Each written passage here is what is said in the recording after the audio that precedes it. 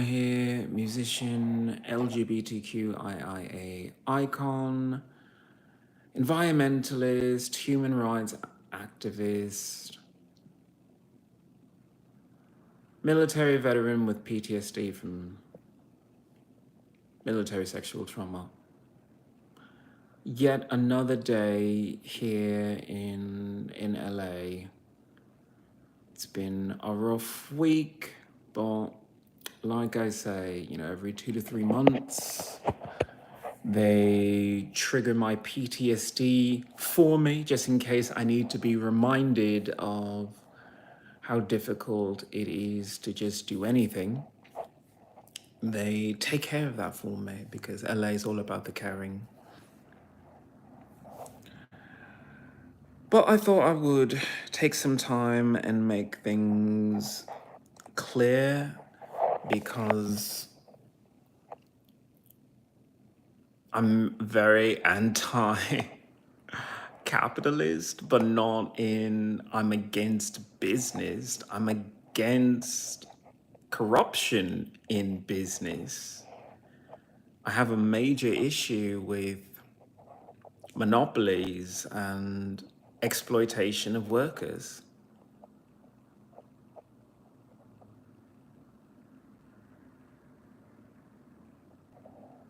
I guess I'm more anti-consumerist than anti-capitalist.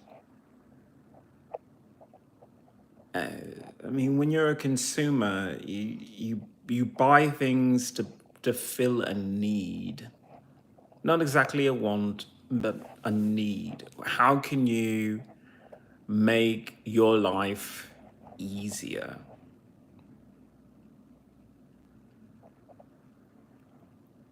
And normally, there's nothing wrong with that. A little tweak here, a little tweak there. Buying yourself a brand new set of pots and pans isn't exactly exploiting people or doing much detriment to your life. It might actually enhance your life, because if you spend money on buying your own pots and pans, you might feel more inclined to see a return on your investment. Therefore, you'll cook more. And I'm all for people, especially veterans, learning to cook. Somebody was in my chat and they said, you'd have more money if you spend less. The person has a point. Clearly does. But where do you draw the line? I mean, do you say, I spend less on movies? Because I do that. Hello there, Christabeth Perez. Welcome to my channel. Welcome to the revolution. I'm XIlyana. I'll be your leader for this lecture.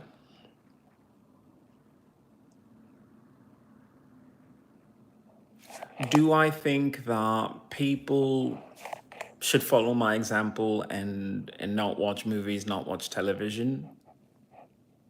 Yes and no. You should watch television if you truly gain something from it. But if you don't gain anything from it, then it's a good time to take a break. If you feel yourself emotionally drained because of it, take a break. If you feel as if you're paying a lot of money and you're not getting anything back. I paid for a 4K resolution streaming experience from Netflix.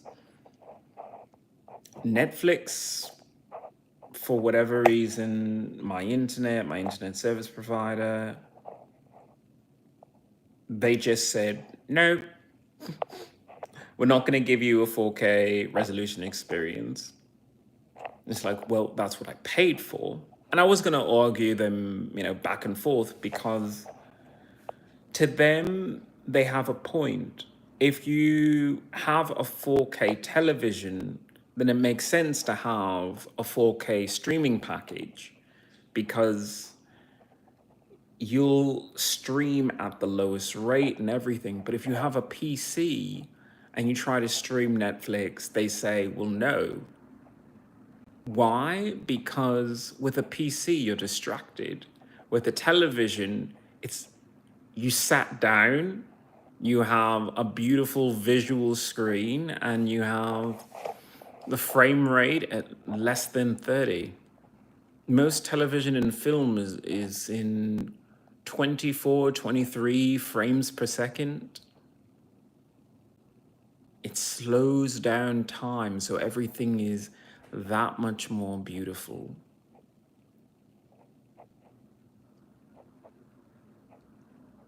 But I don't have a 4K television, and I don't really know if I want one because I don't want to live my life watching other people do things that I want to do. I love Netflix, I love their programming, I love all of their shows. And there are some things you can't do. Like you can watch Castlevania, but if you think you're going to be, fighting vampires and beasts of the night, no, that's not exactly how that happens. Hello there, Jelly Moss. Thank you for coming into my channel today. I'm talking about anti-consumerism.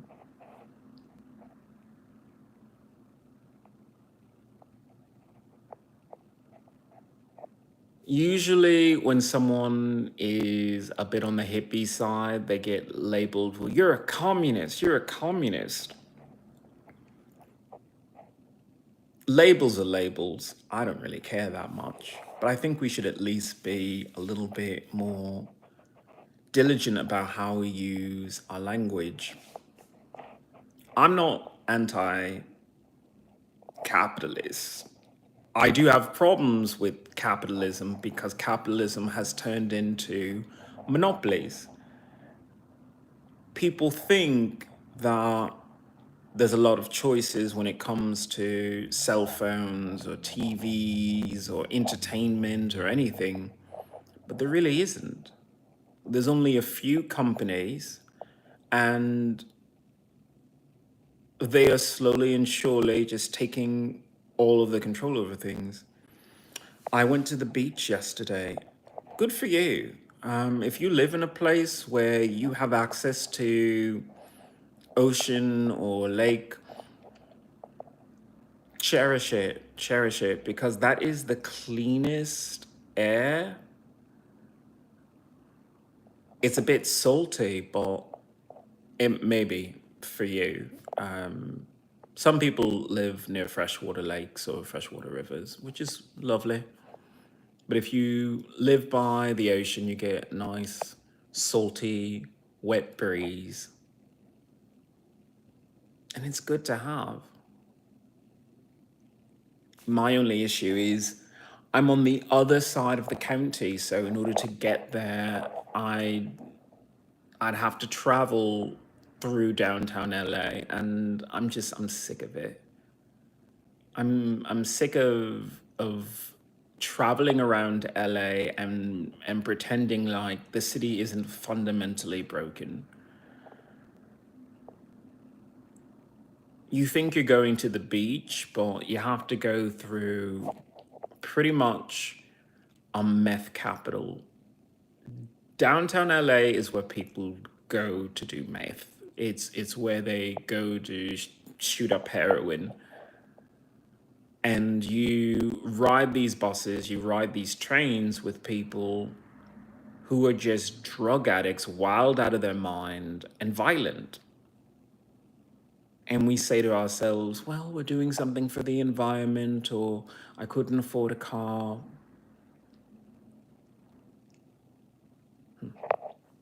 It's unfortunate. It really is, because I came to California because I wanted the beach. I wanted the beach in my life so badly. And I thought if I lived on the beach, I could do drum circles. I could, meet people who are my vibe. And as much as it's like a free love, just like feel the energy kind of thing, the people in the drum circle, the people were very respectful. Like, they didn't try and touch you, they didn't try to grab you, they were just like, do your thing. The reason why I stopped doing the drum circles was because they started inviting photographers to come down, and it used to be about the music, and people would bring bongos and you would learn a rhythm, and you would feel inspired to buy your own bongo so you could maybe one day, start a rhythm and have other people follow, or you could have your own little drum circle. And it's a wonderful experience until, you get someone sticking a camera in your face while you're trying to do a beautiful back bend as you give it up for the earth and the stars. And it was a beautiful moment for me to just feel the music and let go. But someone was like, no, I want that as a picture and I want that to be my picture. And I was just like, that's so fucking aggressive. It's like, that's not the vibe I was going for when I did that. I mean, I really do wish it was a personal experience,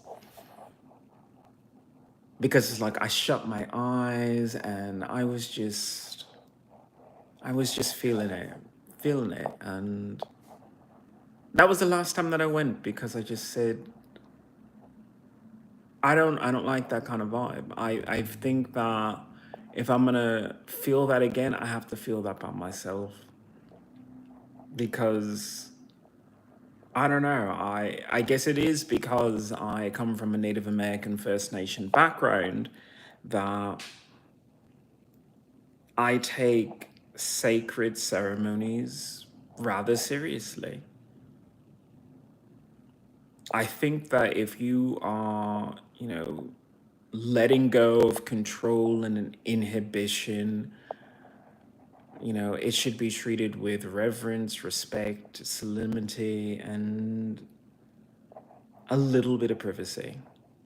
As in, you're surrounded by your own people, not you're going to take that photo and then, just stick it on your website and say, drum circle worshiper number 32. It kind of ruins the moment, because it's supposed to be experience. It's not something you can capture in a photo. You can try to capture it in a photo, but it's not the same exact thing as feeling the drums in your feet, in your toes, feeling just the earth shaking. I don't know. Every time I try to connect with LA, they ruin things. They just ruin things for me, to the point where I don't try anymore. I got up today and took my dog for a walk, and I came back and I just realized I have like nothing really to do. Sure, I could probably read a book, or I could play some video games, and I am retired, so that's the life that's afforded to me. But what about going for a walk?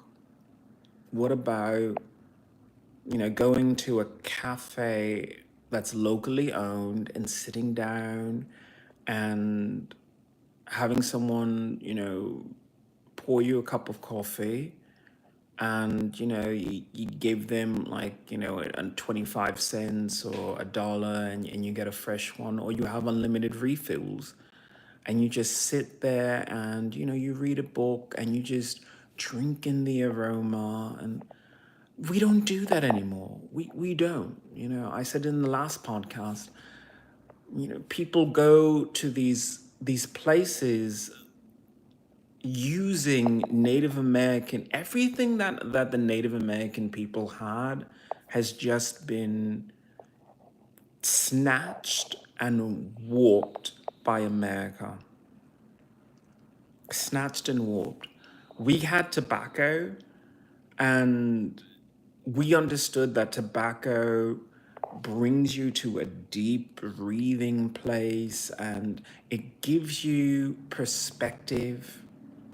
It gives you a wide view of the world and your place in it. And when you smoke it, you're supposed to take a moment to think about your place in the world. But then Americans got hold of it and they said, nah, let's put some formaldehyde in it. Let's put some arsenic in it. Oh, this shit is fucking addictive. And yeah, you know, the people who smoke it, they're going to die that much quicker. So we get to gobble up all their stuff, gobble up all this stuff. You know, just, that's not what tobacco was supposed to be. No. And then with coffee, you know, the coca plant, cocaine, you were supposed to use that in order to heighten your awareness of things, or in some cases, numb your nerve endings so that they could do surgery.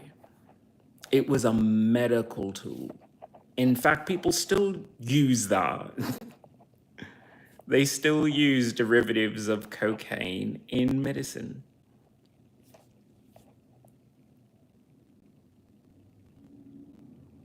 But that's not how most people know cocaine and coca-derived products. They know it as chocolate. They know it as Coca-Cola, Pepsi. They know it as coffee. But even coffee, you know, it's supposed to be, let's just wake up our troops and, you know, keep them alert just a little bit. That's not how people use it. They use it and, you know, it just keeps them on a hyper aware, you know, just exhausted state.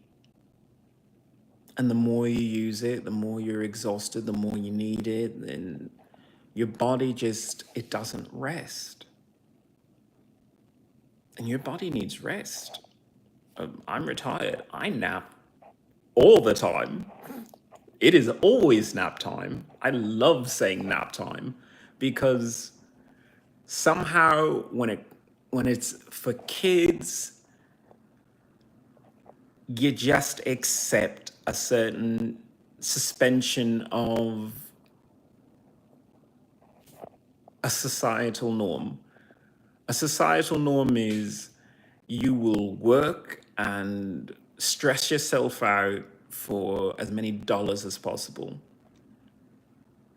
On the other side of it is, you know, kids who they have scheduled nap times. They understand that their little bodies can only handle so much. Somehow we lose track of that. You know, right now we have safe spaces and safe space rooms. There are rooms in colleges and universities filled with puppies. Filled with puppies. Why? Because the kids who go to college now are so sensitive and stressed. They need that. But they have that, but they don't have dedicated nap rooms. You know, you can talk about starting a petition for so many things, and I have such a backlog of petitions I have to start. But putting nap rooms back into high schools and colleges and universities and even workplaces would help people tremendously. Because productivity should never be at the expense of your health. It should never be at the expense of your sanity. It shouldn't be at the expense of your personal wants and dreams. You know, people are expected to sit in a cubicle and stare at a screen, not for pleasure, but for work. I find that a little sad and empty when you don't have to live that way. I mean, some people do for the money, but even so, is the money more important than your health or your happiness?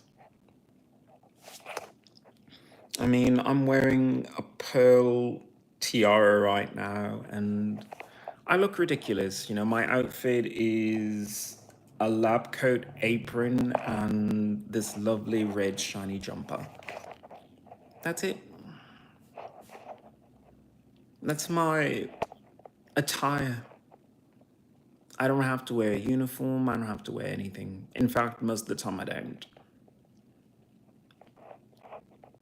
That's freedom. That is the freedom that you really want inside, and people don't ask for that anymore.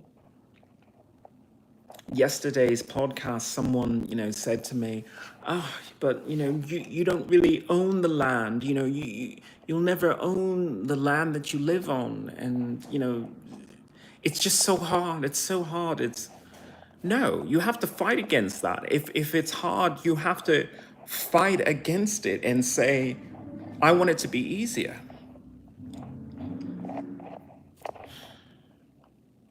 So many veterans are going through this VA system, and the VA just tortures you every single time, and just pushes the goalpost further and further away. So by the time you actually get it, it means nothing anymore.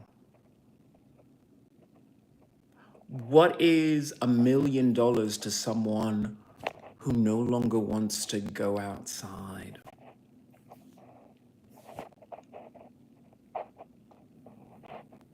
What's $100,000 to someone who has ruined their liver because all they could do was drink the pain away? And somehow America thinks this is appropriate of how you treat our heroes. You don't give them the help they need. And sometimes the help they need is, they just need to find a better group of people to be around, or they need to care about something, just have something in their life. I have a service animal. I'm very grateful for my service animal because my service animal takes care of me. But also, I have to take care of my service animal. I have someone or something that I have to care about. So therefore, I can't fall apart. I'd love to. I'd love to fall apart, and I often do. But I can never really fall apart all the way because I have someone that depends on me. Not everyone can have that, but I do have the petition, change.org/man's best friend is a dog. And it's a petition that would allow me, once I have my disability benefits, to set up a training kennel for service animals and take dogs that are in shelters and train them for veterans who need them.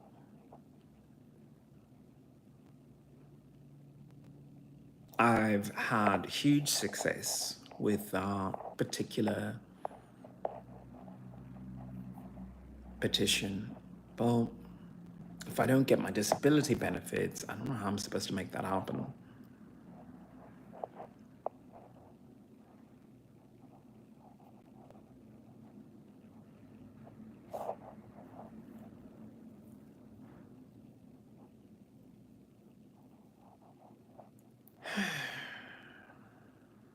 Are you really getting the most out of your life?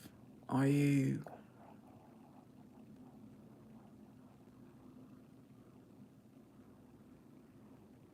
There's so much more that we could be doing with our lives. I keep trying to tell people, go to Mars. Go to Mars. Why? Because Mars is freedom, it's beauty. We've learned so much. But we keep holding ourselves back, holding ourselves in systems that don't make sense anymore.